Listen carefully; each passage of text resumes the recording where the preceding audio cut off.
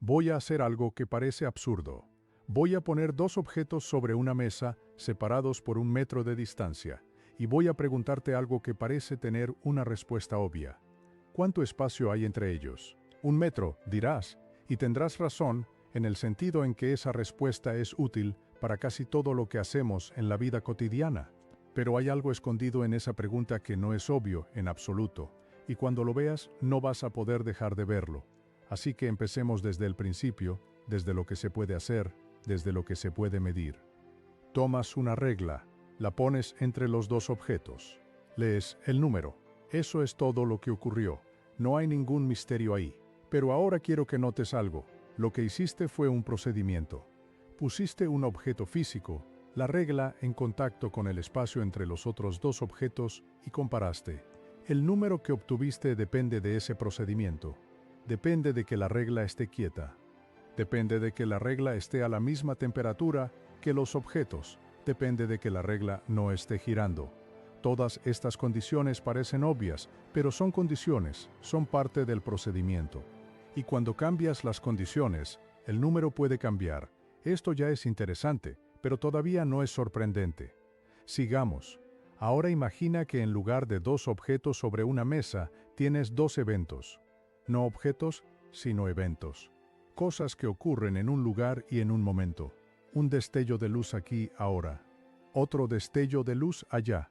Después, puedes medir la distancia espacial entre ellos, igual que antes. Y puedes medir la separación temporal entre ellos con un reloj, dos números, dos mediciones. Todo parece claro. Ahora viene la parte que destruye la intuición. Si tú y yo medimos esos mismos dos eventos, pero yo estoy moviéndome respecto a ti, obtenemos números diferentes.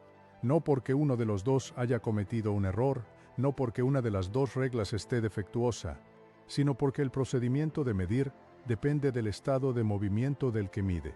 Tú obtienes una distancia espacial, yo obtengo una distancia espacial diferente.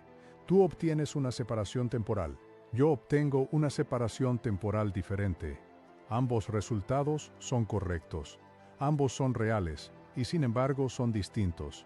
Esto no es una paradoja filosófica. Es una consecuencia de experimentos que se pueden hacer, que se han hecho, que se siguen haciendo con una precisión extraordinaria. No lo estoy diciendo como una metáfora. Lo estoy diciendo como una descripción de lo que ocurre cuando mides.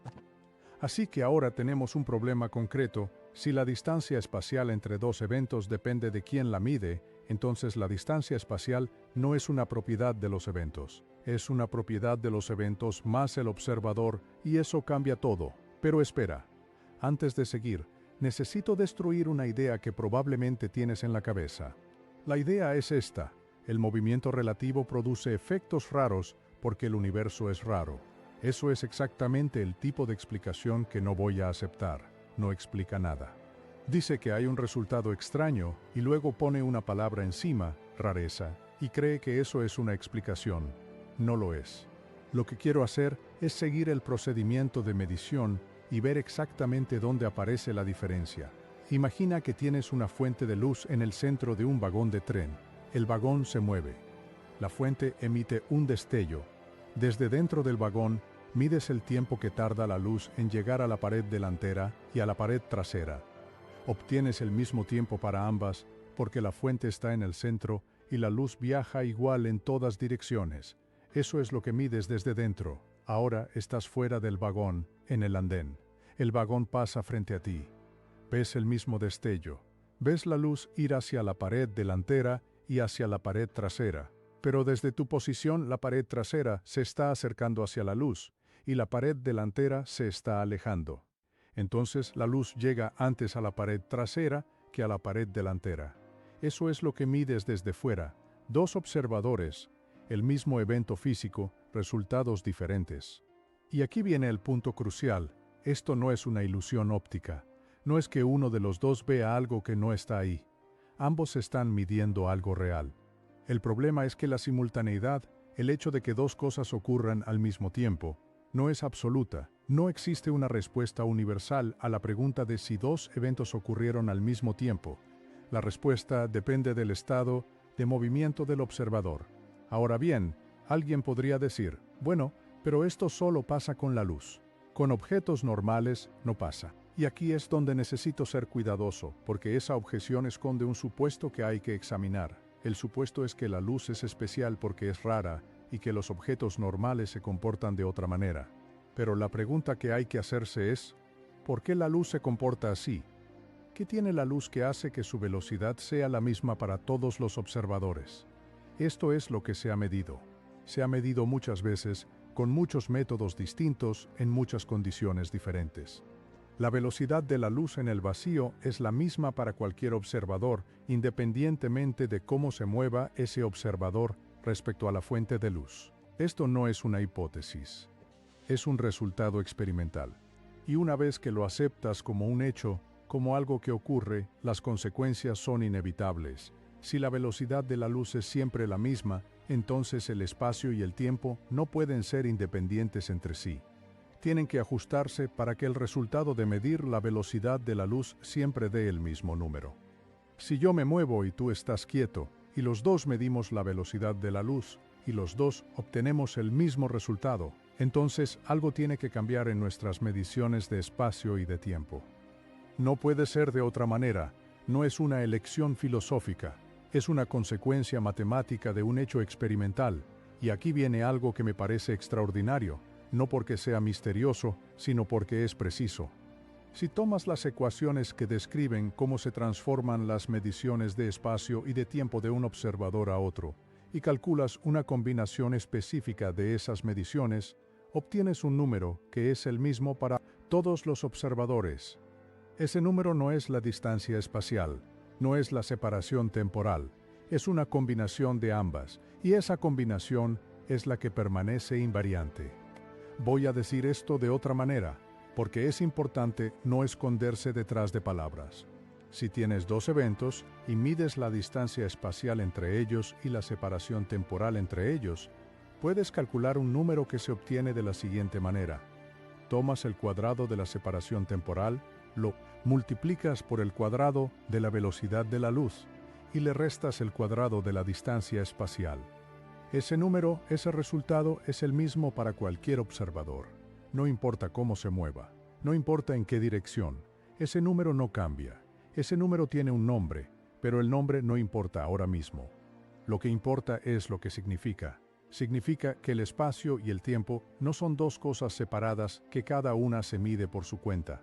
Son dos aspectos de una sola cosa, y esa cosa es lo que permanece invariante cuando cambias de observador. El espacio por sí solo no es invariante, el tiempo por sí solo no es invariante. Pero esa combinación específica sí lo es. Ahora quiero que te detengas un momento y pienses en lo que esto implica para la distancia.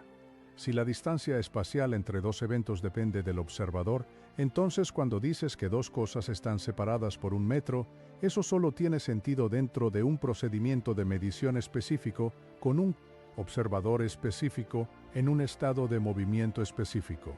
No es una propiedad absoluta del universo, es una propiedad relativa. Y cuando digo relativa, no estoy usando esa palabra como una metáfora filosófica. Estoy diciendo que el número que obtienes cuando mides depende de quién mide, pero todavía no hemos llegado a la parte más interesante, porque hay una situación especial que vale la pena examinar con cuidado. Imagina dos eventos que están separados de tal manera que la distancia espacial entre ellos es exactamente cero, es decir, ocurren en el mismo lugar. En ese caso, la separación temporal entre ellos es simplemente el tiempo que transcurre entre los dos eventos medido por un reloj que estuvo presente en ambos. Ese tiempo tiene un nombre, pero de nuevo, el nombre no importa ahora. Lo que importa es que ese tiempo es el mismo para todos los observadores. Si dos eventos ocurren en el mismo lugar, el tiempo entre ellos es absoluto. Todos los observadores están de acuerdo. Y ahora imagina lo contrario. Dos eventos que están separados de tal manera que la separación temporal entre ellos es exactamente cero, es decir, ocurren al mismo tiempo según algún observador. En ese caso, la distancia espacial entre ellos depende del observador. No hay un valor absoluto. Cada observador obtiene un número diferente. Esto ya es suficientemente extraño, pero hay algo más. Hay una clase de separación entre eventos que es diferente de todas las demás. Es la separación que corresponde a una señal de luz. Si un evento puede estar conectado con otro mediante una señal de luz, entonces la combinación invariante que mencioné antes es exactamente cero. La distancia espacial y la separación temporal están relacionadas de una manera muy específica, y esa relación, esa separación de cero en el sentido invariante, es la misma para todos los observadores. No hay ningún observador que pueda ver esa separación como diferente de cero.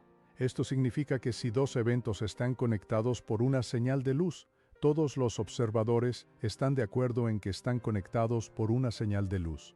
No hay ningún observador para quien esos dos eventos estén en el mismo lugar al mismo tiempo. No hay ningún observador para quien estén separados por una distancia mayor que la que corresponde a la velocidad de la luz multiplicada por el tiempo. La conexión lumínica es una propiedad absoluta de la relación entre eventos, y eso tiene consecuencias enormes, porque ahora puedes clasificar las separaciones entre eventos en tres tipos. El primer tipo es cuando la separación invariante es positiva. En ese caso, hay un observador para quien los dos eventos ocurren en el mismo lugar, separados solo por tiempo. Se dice que la separación es de tipo temporal. El segundo tipo es cuando la separación invariante es negativa. En ese caso, hay un observador para quien los dos eventos ocurren al mismo tiempo, separados solo por espacio. Se dice que la separación es de tipo espacial. El tercer tipo es cuando la separación invariante es exactamente cero. Eso corresponde a la conexión lumínica. Y aquí viene algo que no es solo matemáticamente interesante, sino que tiene consecuencias físicas directas. Si la separación entre dos eventos es de tipo temporal, entonces todos los observadores están de acuerdo en cuál de los dos eventos ocurrió primero. El orden temporal es absoluto para ese tipo de separación. No importa cómo te muevas, no puedes cambiar el orden de esos eventos. Si el evento A ocurrió antes que el evento B para un observador, ocurrió antes para todos los observadores. Pero si la separación entre dos eventos es de tipo espacial, entonces el orden temporal no es absoluto. Hay observadores para quienes A ocurrió antes que B, y hay observadores para quienes B ocurrió antes que A, y hay un observador para quien ocurrieron al mismo tiempo. El orden temporal de esos eventos depende del observador. Esto parece una locura, y lo entiendo, porque la intuición dice que si A ocurrió antes que B, eso es un hecho. O ocurrió o no ocurrió, no puede depender de quien lo mire. Pero esa intuición está basada en una suposición que nunca examinamos, la suposición de que hay una señal que puede viajar infinitamente rápido, que puede conectar cualquier par de eventos sin importar la distancia. Si esa señal existiera, entonces el orden temporal sería absoluto para todos los pares de eventos. Pero esa señal no existe. La velocidad de la luz es el límite. Y una vez que aceptas ese límite, el orden temporal de eventos que no pueden influirse mutuamente deja de ser absoluto. Y esto es crucial.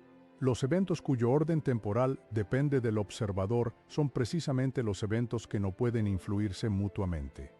Si A no puede enviar ninguna señal a B porque están demasiado separados en el espacio para que cualquier señal llegue a tiempo, entonces el orden en que ocurren no tiene ninguna consecuencia física.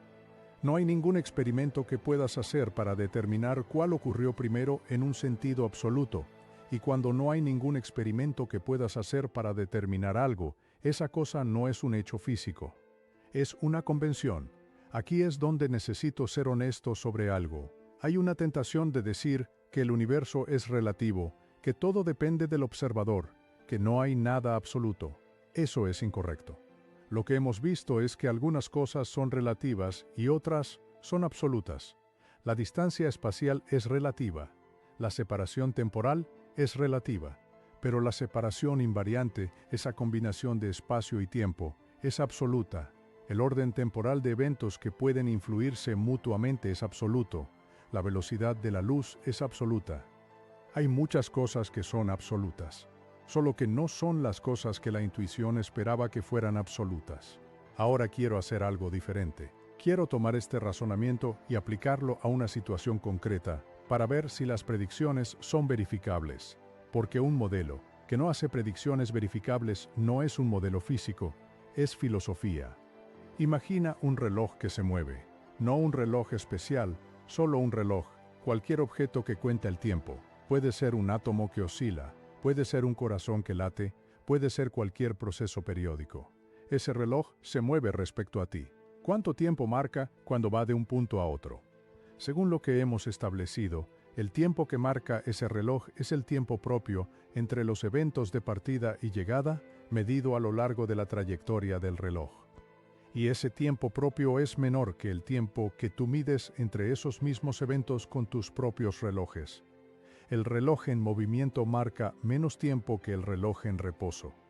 Esto no es una metáfora, es una predicción cuantitativa. Puedes calcular exactamente cuánto menos tiempo marca el reloj en movimiento, en función de su velocidad. Y esa predicción se ha verificado, no una vez, no en un laboratorio especial, sino rutinariamente, con partículas subatómicas que se mueven a velocidades cercanas a la de la luz, con relojes atómicos en aviones, con satélites en órbita. El resultado siempre coincide con la predicción. Siempre. Y esto tiene una consecuencia que parece paradójica, pero no lo es. Si dos objetos parten del mismo punto, se separan, y luego vuelven a encontrarse, el que se movió marca menos tiempo que el que estuvo quieto. No porque el reloj se haya estropeado. No porque haya habido algún efecto mecánico sobre el reloj, sino porque el tiempo que transcurre depende de la trayectoria en el espacio-tiempo, igual que la longitud de un camino depende de la ruta que tomas. Esto es exactamente la analogía correcta, y voy a desarrollarla porque es importante. Si tienes dos caminos entre dos puntos en el espacio, uno recto y uno curvo, el camino curvo es más largo. Eso no es sorprendente. Ahora, en el espacio-tiempo, hay algo análogo. Hay trayectorias entre dos eventos y la cantidad de tiempo que transcurre a lo largo de una trayectoria depende de la forma de esa trayectoria. La trayectoria más recta, la que no acelera, es la que acumula más tiempo. Las trayectorias que se desvían, que aceleran, acumulan menos tiempo. Pero aquí hay una diferencia importante con la geometría ordinaria. En el espacio ordinario, el camino recto es el más corto. En el espacio-tiempo, la trayectoria recta, la que no acelera, es la que acumula más tiempo. El signo es el opuesto, y eso se debe a ese signo menos en la combinación invariante que mencioné antes. No es un detalle técnico, es la diferencia fundamental entre la geometría del espacio ordinario y la geometría del espacio-tiempo. Ahora quiero ir más lejos. Hasta ahora he hablado de espacio-tiempo plano, sin gravedad, pero la gravedad existe y hay que incorporarla.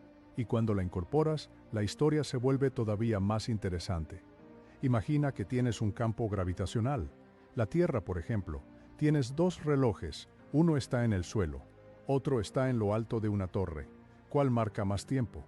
La intuición dice que deberían marcar lo mismo, porque están quietos, porque no hay movimiento relativo entre ellos, pero la intuición está equivocada.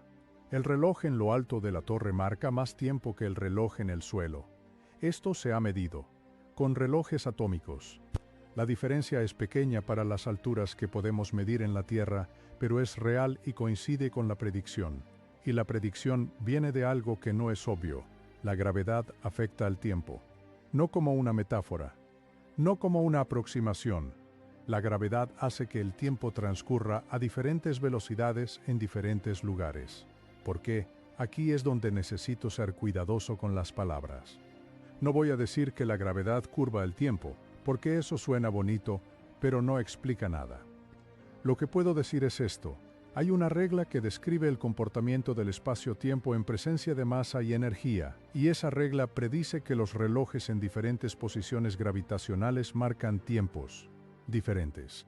La regla funciona. Las predicciones son correctas.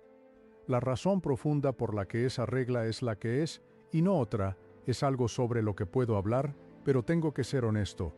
No hay una explicación más profunda que sea completamente satisfactoria. La regla funciona. Eso es lo que sabemos, pero hay algo más que quiero señalar. El hecho de que la gravedad afecte al tiempo no es independiente de lo que hemos establecido sobre el movimiento. Hay una conexión profunda. Imagina que estás en una caja que se acelera hacia arriba. Desde dentro de la caja no puedes distinguir si estás en un campo gravitacional o si la caja se está acelerando. Eso no es solo una observación curiosa. Es una afirmación sobre la equivalencia de dos situaciones físicamente diferentes desde el punto de vista de las mediciones que puedes hacer desde dentro. Si en la caja que se acelera el tiempo transcurre de manera diferente en diferentes posiciones, porque los relojes en la parte delantera de la caja acumulan más tiempo que los relojes en la parte trasera. Y si no puedes distinguir esa situación de un campo gravitacional, entonces en un campo gravitacional también tiene que transcurrir el tiempo de manera diferente en diferentes posiciones. No es una hipótesis adicional, es una consecuencia de la equivalencia. Y esto, de nuevo, no es filosofía, es una predicción que se verifica. Los satélites de navegación por satélite tienen que corregir sus relojes para tener en cuenta exactamente este efecto.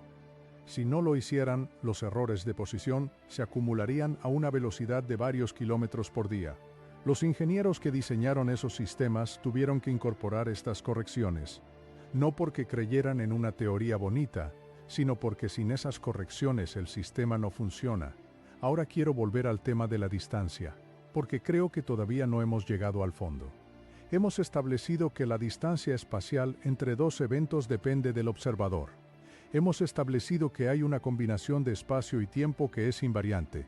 Hemos establecido que la gravedad afecta al tiempo. Pero hay algo más que quiero examinar, que es el espacio entre dos objetos, no entre dos eventos, sino entre dos objetos que existen en el tiempo. Esto es más complicado de lo que parece, porque un objeto no es un evento. Un objeto es una secuencia de eventos, una trayectoria en el espacio-tiempo.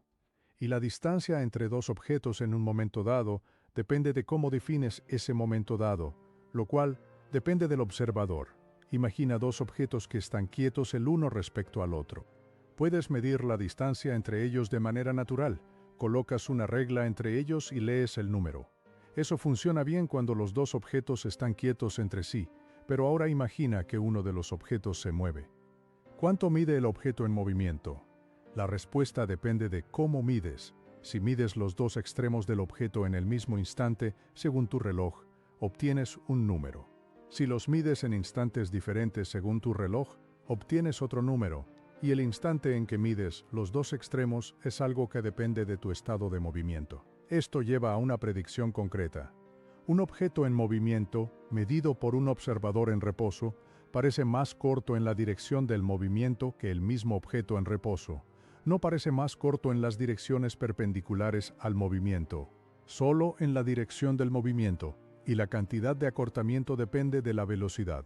A velocidades bajas, el efecto es insignificante. A velocidades cercanas a la de la luz, el efecto es enorme. Esta predicción también se verifica, no con objetos macroscópicos moviéndose a velocidades cercanas a la de la luz, porque eso es difícil de organizar en un laboratorio, pero con partículas subatómicas que se pueden acelerar a velocidades cercanas a la de la luz. Los efectos son exactamente los predichos. La geometría de las interacciones entre partículas, las secciones eficaces, los tiempos de vida, todo coincide con las predicciones que incluyen estos efectos geométricos. Ahora bien, hay algo que quiero aclarar porque es fácil confundirse aquí. Cuando digo que el objeto parece más corto, no estoy diciendo que el objeto se comprime en algún sentido mecánico. No estoy diciendo que las moléculas se acercan entre sí. Estoy diciendo que la medición de la longitud del objeto, el procedimiento de medir los dos extremos simultáneamente según el observador, da un resultado diferente para diferentes observadores. La diferencia no está en el objeto, está en el procedimiento de medición. Y aquí es donde el lenguaje se vuelve peligroso. Si digo que el objeto se acorta, la palabra acorta sugiere que algo le pasa al objeto, que se comprime, que cambia. Pero no es eso. Lo que cambia es la relación entre el objeto y el observador, y esa relación afecta al resultado de la medición. El objeto, en su propio sistema de referencia, tiene la misma longitud de siempre. Solo cuando lo mides desde otro sistema de referencia, obtienes un número diferente. Esto es importante porque ilustra algo general sobre cómo funcionan las mediciones en física. Una medición no es solo una propiedad del objeto medido, es una propiedad del objeto más el procedimiento de medición más el estado del observador. Cuando el estado del observador cambia, el resultado de la medición puede cambiar, incluso si el objeto no ha cambiado en absoluto. Pero ahora quiero ir a algo que me parece todavía más fundamental. Hemos hablado de la distancia entre dos eventos, de la distancia entre dos objetos, de cómo esas distancias dependen del observador. Pero hay una pregunta más profunda que todavía no hemos hecho. ¿Qué es el espacio en sí mismo? ¿Es el espacio una cosa que existe, o es simplemente una descripción de las relaciones entre objetos? Esta pregunta no tiene una respuesta experimental directa, y tengo que ser honesto sobre eso. No hay ningún experimento que puedas hacer para determinar si el espacio existe de manera independiente de los objetos que contiene, o si el espacio es solo una descripción de las relaciones entre esos objetos. Ambas posiciones son compatibles con todas las observaciones que hemos hecho, así que desde el punto de vista de la física experimental, esta pregunta no tiene una respuesta única, pero hay algo que sí podemos decir. La descripción del espacio-tiempo como una geometría, como una estructura matemática con propiedades geométricas definidas, es una descripción que funciona, que hace predicciones, que se verifica. Y en esa descripción el espacio-tiempo no es un escenario pasivo en el que ocurren las cosas, es una estructura que participa en la dinámica. La masa y la energía afectan a la geometría del espacio-tiempo. Y la geometría del espacio-tiempo afecta al movimiento de la masa y la energía. Hay una interacción en ambas direcciones. Esto significa que cuando hablo de la distancia entre dos puntos en el espacio-tiempo, no estoy hablando de una propiedad fija de esos puntos. Estoy hablando de una propiedad que depende de la distribución de masa y energía en el universo. Si pones una masa grande entre dos puntos, la geometría cambia y la distancia entre esos puntos, en el sentido geodésico, en el sentido de la trayectoria más corta, también cambia. Y aquí hay algo que quiero señalar con cuidado. La trayectoria de un objeto en caída libre, en un campo gravitacional, no es una trayectoria que se desvía de una línea recta, porque hay una fuerza que actúa sobre el objeto. Es la trayectoria más recta posible en el espacio-tiempo curvo. El objeto no está siendo forzado a desviarse, está siguiendo la trayectoria más natural en la geometría que existe. La gravedad no es una fuerza en el sentido ordinario, es una manifestación de la curvatura del espacio-tiempo. De nuevo, tengo que ser cuidadoso con las palabras. Cuando digo que la gravedad es una manifestación de la curvatura del espacio-tiempo, no estoy dando una explicación profunda de por qué el espacio-tiempo se curva. Estoy dando una descripción de cómo se comporta el sistema. La descripción funciona, las predicciones son correctas. Pero si preguntas por qué la masa curva el espacio-tiempo, la respuesta honesta es que no lo sabemos en un sentido más profundo que la descripción matemática. Tenemos una regla que dice cómo la masa y la energía afectan a la geometría, y esa regla funciona. Pero no tenemos una explicación más fundamental de por qué esa regla es la que es. Ahora quiero hacer algo que me parece importante. Quiero conectar todo lo que hemos hablado con algo que puedes medir en tu vida cotidiana, aunque el efecto sea pequeño. Tienes un teléfono en el bolsillo. Ese teléfono usa señales de satélites para determinar tu posición. Esos satélites están en órbita a una altura de varios miles de kilómetros. A esa altura, la gravedad es más débil que en la superficie de la Tierra. Y los satélites se mueven a una velocidad de varios kilómetros por segundo. Ambos efectos, la velocidad y la posición gravitacional, afectan al ritmo de los relojes en los satélites.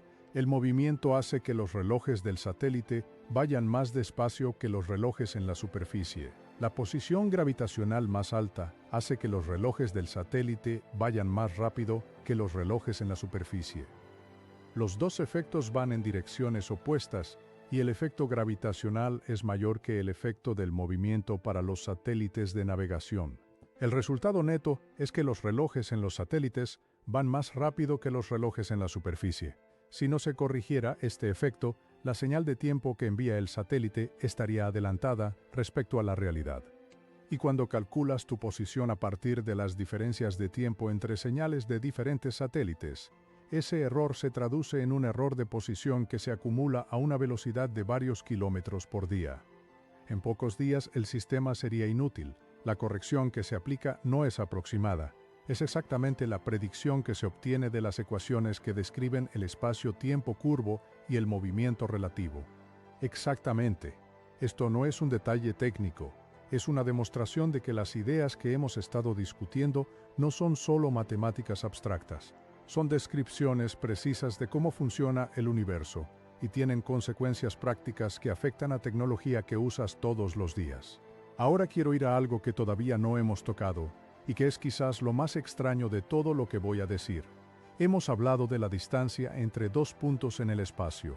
Hemos hablado de la separación entre dos eventos en el espacio-tiempo. Hemos establecido que la distancia espacial depende del observador, pero que hay una combinación invariante. Pero hay una situación en la que todo esto se vuelve todavía más extraño. Imagina que tienes dos partículas que han interactuado en el pasado, han estado en contacto, han intercambiado algo y luego se han separado. Ahora están lejos la una de la otra. Mides una propiedad de una de ellas. Instantáneamente, la descripción de la otra cambia. No en el sentido de que algo viajó de una a la otra, sino en el sentido de que la descripción matemática que usamos para predecir el resultado de futuras mediciones sobre la segunda partícula cambia en el momento en que obtienes el resultado de la medición sobre la primera. Esto es lo que se observa. No es una hipótesis, es un resultado experimental que se ha verificado con gran precisión en muchos laboratorios distintos. Y es profundamente desconcertante, porque parece violar todo lo que hemos establecido sobre la imposibilidad de que la información viaje más rápido que la luz, pero hay algo importante que aclarar. No puedes usar este efecto para enviar información más rápida que la luz. No puedes. El resultado que obtienes cuando mides la primera partícula es aleatorio. No puedes controlarlo. Y el resultado que obtienes cuando mides la segunda partícula también es aleatorio. Solo cuando comparas los dos resultados, lo cual requiere comunicación ordinaria, que no puede ir más rápido que la luz, ves la correlación entre ellos. Así que no hay violación de la imposibilidad de señales superlumínicas. Pero hay algo raro que no tiene una explicación satisfactoria. Lo que hay es una correlación entre resultados de mediciones en lugares separados. Una correlación que no puede explicarse por ningún mecanismo local, por ningún acuerdo previo entre las partículas, por ninguna propiedad oculta que las partículas llevaran consigo desde que interactuaron. Eso también se ha demostrado experimentalmente. Las correlaciones son más fuertes de lo que cualquier mecanismo local podría producir. ¿Qué significa esto para la distancia? Significa que hay aspectos del comportamiento de los sistemas físicos que no pueden describirse, como si cada parte del sistema fuera independiente de las demás. Hay correlaciones que trascienden la separación espacial, no en el sentido de que algo viaje entre las partes, sino en el sentido de que la descripción del sistema como un todo no se puede descomponer en descripciones independientes de cada parte. Esto no contradice lo que hemos establecido sobre la distancia y el espacio-tiempo, pero sí sugiere que la separación espacial, la distancia entre dos objetos, no garantiza la independencia entre ellos en el sentido más profundo. Dos objetos pueden estar separados por una distancia arbitrariamente grande, y sin embargo su comportamiento puede estar correlacionado de maneras que no tienen explicación local. Y aquí tengo que ser completamente honesto. No tenemos una explicación satisfactoria de por qué ocurre esto. Tenemos una descripción matemática que predice correctamente las correlaciones, pero no tenemos una imagen física de lo que está pasando que sea consistente con todo lo demás que sabemos. Este es un lugar donde el modelo funciona en el sentido de hacer predicciones correctas, pero no funciona en el sentido de proporcionar una imagen comprensible de lo que ocurre. Algunos dicen que esto significa que la separación espacial no es fundamental, que en algún nivel más profundo no hay distancia, que todo está conectado. Eso puede ser cierto. Pero también puede ser que estemos usando el lenguaje equivocado para describir algo que simplemente no tiene análogo en la experiencia cotidiana. No lo sé. Y prefiero decir que no lo sé antes que inventar una narrativa que suene bonita, pero que no tenga contenido operativo. Lo que sí puedo decir es esto: la distancia tal como la medimos, tal como la usamos en los cálculos, es una descripción que funciona en ciertos regímenes y falla en otros. Funciona muy bien para objetos macroscópicos que se mueven lentamente. Empieza a fallar cuando los objetos se mueven a velocidades cercanas a la de la luz. Falla de maneras específicas y predecibles, no de maneras aleatorias. Y hay aspectos del comportamiento de los sistemas físicos que no pueden capturarse con ninguna descripción que asigne a cada objeto una posición en el espacio en cada momento. Ahora quiero hacer algo que creo que es importante para consolidar todo lo que hemos hablado. quiero examinar la pregunta de qué permanece cuando quitamos todo lo que es relativo. Hemos dicho que la distancia espacial es relativa, la separación temporal es relativa, la simultaneidad es relativa. ¿Qué queda? Queda la separación invariante entre eventos. Queda el tiempo propio a lo largo de una trayectoria. Queda el orden temporal entre eventos que pueden influirse mutuamente. Queda la velocidad de la luz como límite absoluto. Queda la estructura causal del espacio-tiempo, la red de relaciones de causa y efecto entre eventos. Queda la curvatura del espacio-tiempo, que es una propiedad geométrica que no depende del observador. Estas son las cosas que son absolutas, no son pocas. Son las cosas que importan para la física. La distancia espacial entre dos eventos es relativa, pero la pregunta de si un evento puede causar otro no lo es. Y eso es lo que importa para entender cómo funciona el universo. Pero hay algo más que quiero señalar. El hecho de que la distancia sea relativa no significa que sea arbitraria. No significa que puedas asignar cualquier número a la distancia entre dos objetos. Para un observador dado, en un estado de movimiento dado, la distancia tiene un valor definido. Y las relaciones entre los valores que obtienen diferentes observadores están dadas por reglas precisas. No es que cada observador viva en su propio universo sin relación con los demás. Es que la relación entre sus mediciones es más compleja de lo que la intuición sugiere. Y esto es importante porque ilustra algo general sobre cómo funciona la física. La física no dice que todo es relativo en el sentido de que cualquier descripción es tan buena como cualquier otra.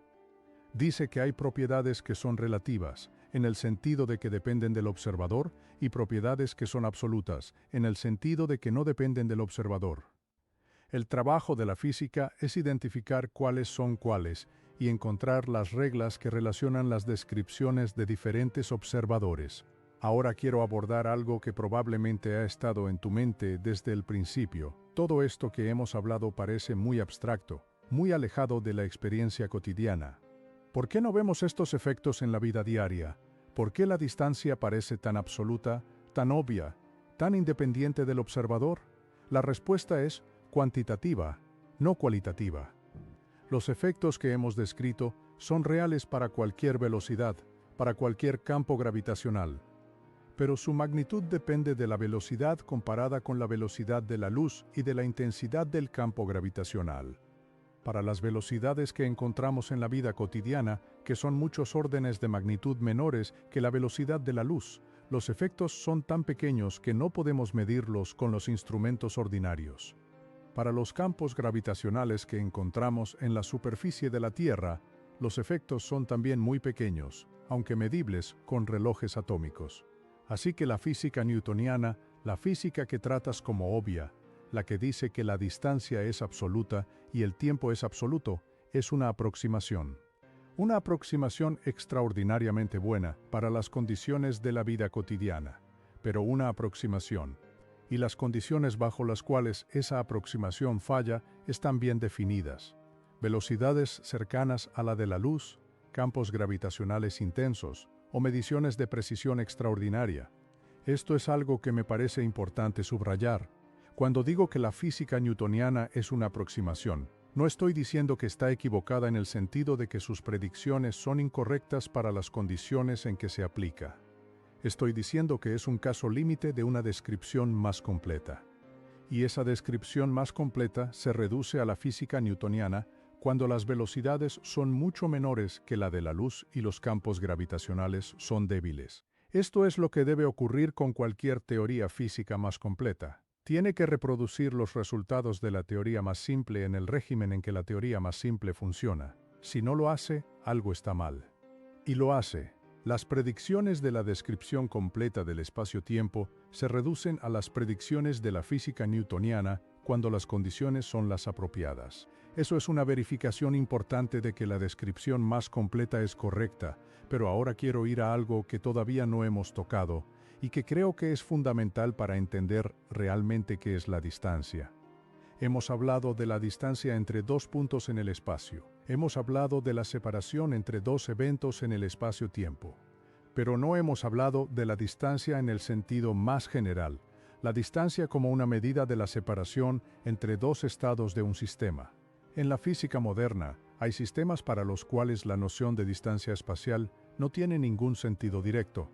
Las partículas subatómicas no tienen posiciones definidas en el espacio hasta que se miden. Antes de la medición, la descripción del estado de la partícula es una distribución de probabilidades sobre posibles posiciones. No hay una posición definida. No hay una distancia definida entre la partícula y otro objeto, en el sentido de un número que existe antes de que se haga la medición. Esto es profundamente diferente de lo que hemos discutido hasta ahora. Lo que hemos discutido hasta ahora es que la distancia depende del observador, pero para cualquier observador dado tiene un valor definido. Ahora estoy diciendo algo diferente. Hay situaciones en las que la distancia no tiene un valor definido para ningún observador, hasta que se hace una medición. ¿Cómo se reconcilia esto con lo que hemos establecido? No completamente. Hay una tensión entre la descripción del espacio-tiempo como una geometría suave y continua, y la descripción de las partículas como objetos con propiedades que no están definidas hasta que se miden. Esa tensión no está resuelta. Hay esfuerzos para construir una descripción que unifique ambas, pero todavía no tenemos una descripción completa y consistente que funcione en todos los regímenes. Y aquí tengo que decir algo que creo que es importante. El hecho de que no tengamos una descripción completa no significa que no entendamos nada. Tenemos descripciones que funcionan muy bien en sus respectivos dominios. La descripción del espacio-tiempo curvo funciona muy bien para la gravedad y para fenómenos a gran escala. La descripción cuántica de las partículas funciona muy bien para fenómenos a escala subatómica. Ambas hacen predicciones extraordinariamente precisas en sus respectivos dominios. El problema es que cuando intentas combinarlas, cuando intentas describir la gravedad a escala cuántica, las dos descripciones son incompatibles. Eso es un problema abierto, un problema real. No tengo una solución. Nadie la tiene todavía, y prefiero decirlo claramente antes que inventar una narrativa que sugiera que lo entendemos todo. Pero volvamos a la distancia, porque creo que hay algo más que decir sobre lo que hemos aprendido. La distancia, tal como la medimos, tal como la usamos, es una descripción que funciona en ciertos regímenes. En el régimen de velocidades bajas y campos gravitacionales débiles, la distancia es aproximadamente absoluta, y la física newtoniana es una buena descripción. En el régimen de velocidades altas o campos gravitacionales fuertes, la distancia es relativa en el sentido que hemos descrito, y la descripción del espacio-tiempo curvo es necesaria. En el régimen de sistemas cuánticos, la distancia puede no estar definida antes de la medición. Lo que esto significa es que la distancia no es una propiedad fundamental del universo. Es una descripción que construimos para organizar nuestras observaciones, y esa descripción tiene un dominio de validez. Fuera de ese dominio, la descripción falla o se vuelve incompleta. Esto no es una conclusión pesimista, es una conclusión honesta, y es también una conclusión productiva, porque nos dice exactamente dónde buscar nuevas ideas. Si la distancia no es fundamental, ¿qué es fundamental? ¿Qué descripción del universo no usa la noción de distancia como algo primitivo, sino que la deriva de algo más profundo? No tengo una respuesta completa a esa pregunta, pero hay indicios. Hay descripciones de sistemas físicos en las que las relaciones entre eventos, la estructura causal, el orden en que las cosas pueden influirse, son los ingredientes primitivos y la geometría del espacio-tiempo emerge de esas relaciones. En esas descripciones, la distancia no es algo que se pone en la teoría desde el principio, es algo que aparece como resultado de las relaciones entre los componentes del sistema. Esas ideas todavía están en desarrollo. No tenemos una teoría completa y verificada que las implemente, pero son indicios de que la distancia, tal como la conocemos, puede ser una propiedad emergente, una descripción de alto nivel que surge de algo más fundamental. Y aquí quiero hacer una observación que me parece importante. A lo largo de todo este razonamiento, hemos visto un patrón. Empezamos con algo que parece obvio, la distancia entre dos objetos. Encontramos que esa cosa obvia depende del procedimiento de medición. Encontramos que hay algo más profundo, la separación invariante en el espacio-tiempo, que es absoluto. Luego encontramos que incluso eso tiene limitaciones cuando incorporamos la mecánica cuántica. Y ahora estamos sugiriendo que quizás la distancia emerge de algo todavía más fundamental. Este es el patrón de la física. No se trata de acumular hechos, se trata de encontrar descripciones más profundas que expliquen por qué las descripciones anteriores funcionaban donde funcionaban y fallaban donde fallaban. Cada nueva descripción tiene que reproducir los resultados de la anterior en el régimen apropiado y tiene que hacer predicciones nuevas que se puedan verificar. Y cada nueva descripción revela que lo que parecía obvio no lo era. La distancia parecía obvia, el tiempo parecía obvio, la simultaneidad parecía obvia. Ninguna de estas cosas es lo que parecía. Pero eso no significa que el universo sea incomprensible. Significa que la comprensión requiere más cuidado del que la intuición cotidiana sugiere. Ahora quiero cerrar con algo que creo que es el punto más importante de todo lo que hemos discutido. Hemos hablado de la relatividad de la distancia, de la invariancia de la separación espacio-temporal, de la curvatura del espacio-tiempo, de las correlaciones cuánticas. Todo esto es correcto en el sentido de que las predicciones son verificadas, pero hay algo que subyace a todo esto que quiero señalar explícitamente. El hecho de que la distancia dependa del observador no significa que el universo sea subjetivo, no significa que la realidad dependa de lo que piensa el observador. Significa que algunas propiedades que creíamos que eran propiedades de los objetos son en realidad propiedades de las relaciones entre los objetos y los observadores, y eso es una distinción importante. Cuando mides la distancia entre dos objetos, obtienes un número que depende de tu estado de movimiento, pero ese número no es arbitrario. Está determinado por las ecuaciones que relacionan las mediciones de diferentes observadores. No puedes obtener cualquier número. Obtienes el número específico que corresponde a tu estado de movimiento y a la configuración física del sistema. La física es objetiva en el sentido de que las relaciones entre las mediciones de diferentes observadores están determinadas por leyes precisas, solo que esas leyes son más complejas de lo que la intuición sugería. Y esto es quizás lo más importante que podemos aprender de todo este análisis. La intuición es una herramienta útil, pero es una herramienta calibrada para las condiciones de la vida cotidiana.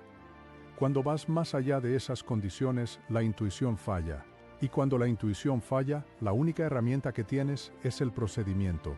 Medir, calcular, predecir, verificar. No hay atajos. No hay intuiciones que valgan. Solo hay procedimientos y sus resultados. La distancia no existe como una propiedad absoluta del universo. Lo que existe son procedimientos de medición que dan resultados que dependen del estado del observador, y hay combinaciones de esos resultados que son independientes del observador. Esas combinaciones son las que importan. Esas son las propiedades reales del universo en la medida en que podemos hablar de propiedades reales. Y si eso te parece extraño, si te parece que el universo debería ser más simple, más intuitivo, más parecido a lo que esperabas, entonces la respuesta es: el universo no tiene ninguna obligación de ser intuitivo. El universo hace lo que hace. Nuestro trabajo es describirlo con precisión, predecir su comportamiento y ser honestos sobre lo que entendemos y lo que no entendemos. Eso es todo. Y resulta que eso es suficiente para hacer predicciones extraordinariamente precisas sobre cómo funciona todo, desde las partículas subatómicas hasta los agujeros negros, desde los satélites en órbita hasta la expansión del universo. Pero no me pidas que te diga que lo entiendo en el sentido de que tengo una imagen en la cabeza que es consistente con todo y que se parece a algo familiar. No la tengo, nadie la tiene. Lo que tenemos son ecuaciones que funcionan, procedimientos que dan resultados verificables y una comprensión cada vez más profunda de qué propiedades del universo son relativas y cuáles son absolutas. Y eso, aunque no sea la imagen simple que querías, es algo extraordinario. Voy a decir una cosa más porque creo que es importante no dejar esto en el aire. Hemos establecido que la distancia espacial entre dos eventos es relativa. Hemos establecido que hay una combinación invariante. Hemos establecido que la gravedad curva el espacio-tiempo. Hemos señalado que hay correlaciones cuánticas que no tienen explicación local. Y hemos admitido que no tenemos una descripción unificada que funcione en todos los regímenes. ¿Qué deberías llevarte de todo esto? No una sensación de que el universo es misterioso e incomprensible, sino una sensación de que la comprensión del universo requiere más cuidado del que la intuición cotidiana sugiere, y que cuando aplicas ese cuidado, cuando sigues los procedimientos, Cuando mides y calculas y verificas, obtienes descripciones que son extraordinariamente precisas y que revelan una estructura del universo que es más rica y más interesante de lo que la intuición podría haber sugerido. La distancia no es lo que parece, el tiempo no es lo que parece, el espacio-tiempo es una estructura geométrica que participa en la dinámica del universo. Las partículas tienen propiedades que no están definidas antes de la medición. Hay correlaciones entre sistemas separados que no tienen explicación local. Todo esto es correcto, todo esto está verificado. Y todo esto es parte de la descripción más precisa que tenemos del universo. Pero la parte más importante no es ninguno de estos resultados específicos. La parte más importante es el método. Empezar con lo que se puede medir, seguir las consecuencias lógicas, no aceptar explicaciones que no tienen contenido operativo, distinguir entre predicción y explicación, admitir honestamente lo que no se sabe. Ese es el método, y ese método, aplicado con consistencia, es lo que ha producido todas las descripciones que hemos discutido. Si empiezas con ese método, si lo aplicas con rigor, si no te dejas llevar por las palabras bonitas ni por las narrativas reconfortantes, llegas inevitablemente a la conclusión de que la distancia no es una propiedad absoluta del universo. Llegas a la conclusión de que el espacio y el tiempo son aspectos de una sola estructura geométrica. Llegas a la conclusión de que esa estructura participa en la dinámica del universo. Y llegas a la conclusión de que todavía hay cosas que no entendemos, problemas abiertos, tensiones entre descripciones que funcionan en diferentes regímenes pero que todavía no se han unificado. Y eso, el hecho de que haya problemas abiertos, de que haya cosas que no entendemos, no es una señal de fracaso. Es una señal de que hay más por descubrir, que el método sigue siendo útil, que hay más trabajo por hacer. Y eso es, si me preguntas, la parte más emocionante de todo.